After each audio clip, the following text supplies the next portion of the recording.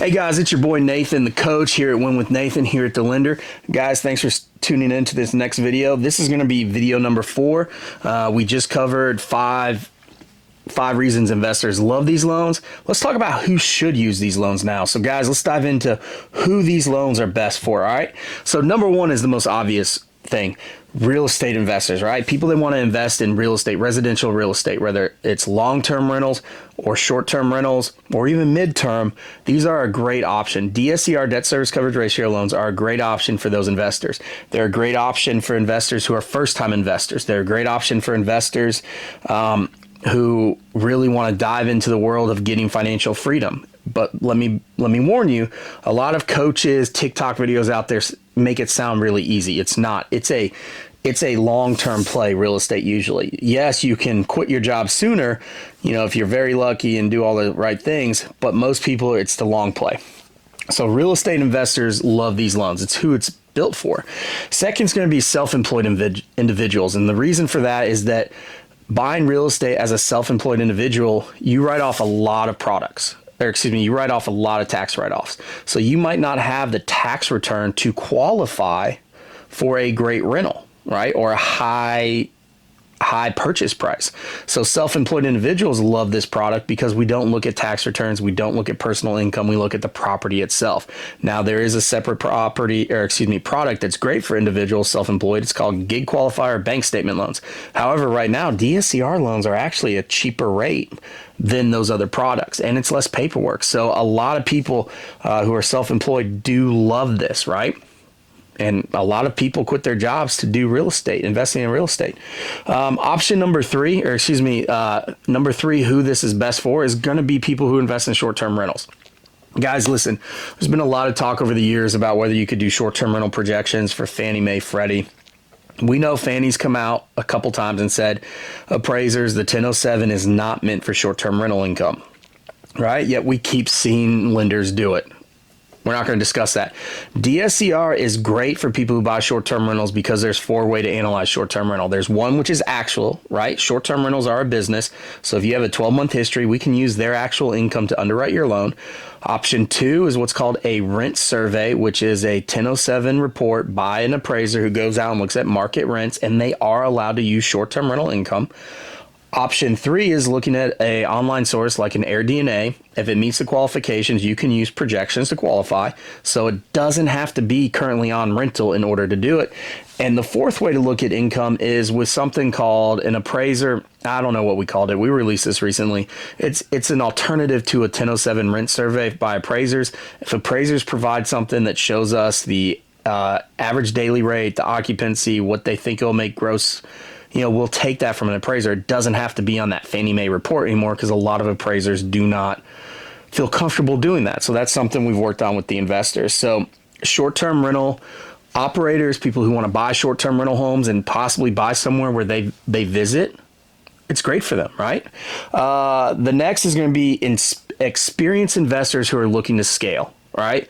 Yes, real estate investors was number 1, but people who want to scale. There's a lot of people out there that maybe have good cash flow or a lot of equity in their properties, and they're thinking, hey, how can I scale? Right? A lot of people don't think growing is using your money to keep buying. Scaling is when you take something you've already bought, like a property that has equity, use that equity to buy more, right? So like I have a project right now that when I refinance it, hopefully this year, once I finish the kitchen, I'm going to take enough equity out of that where I have 0 money invested in this property. That property is 100% cash on cash.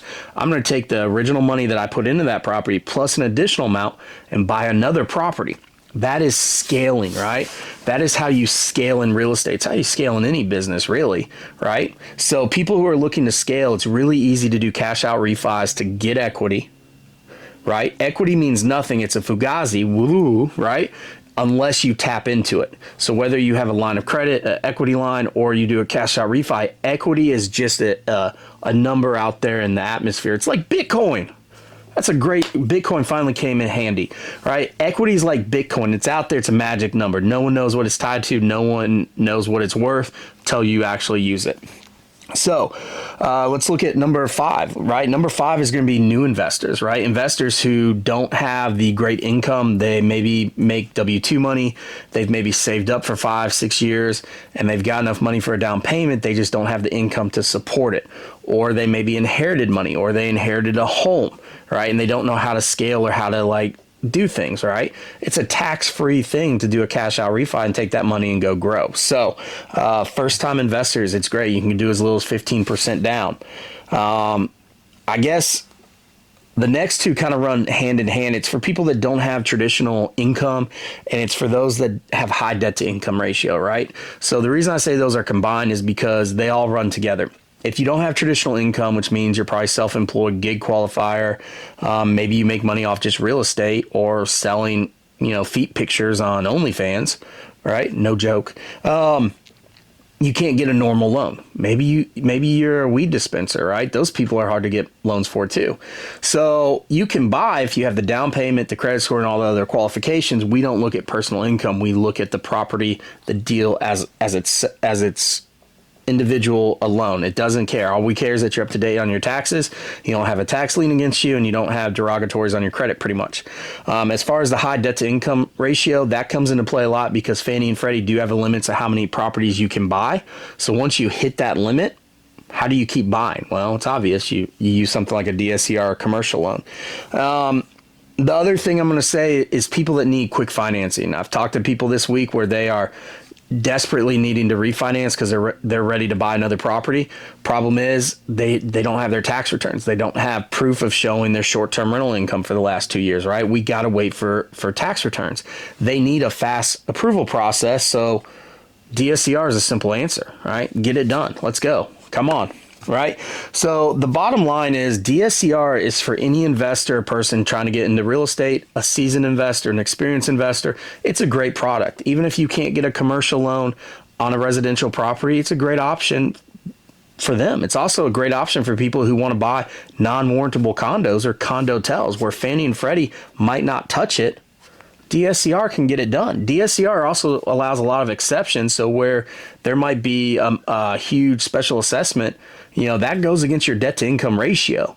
However, with DSCR, we look at it and see what it is yearly and we put that in. And as long as your rent's covering that, you should be good to go. So DSCR, people love it for its performance. It's no ratio loan, personal income, and then also just for the ease of scalability, right? That's going to be the biggest thing I love about it is working with investors that are scaling. So guys, that's who this loan is for. If you have any other questions, feel free to reach out to me. Guys, it's your boy Nathan here with Win with Nathan, the coach here at the lender. Stay tuned for the next one. Let's look. What's the next video? Oh, the next video is all about negativity around DSCR. So stick around. We're going to talk about the 5 reasons most people have bad experiences or talk bad about DSCR loans. That's going to be exciting, guys. Stay tuned.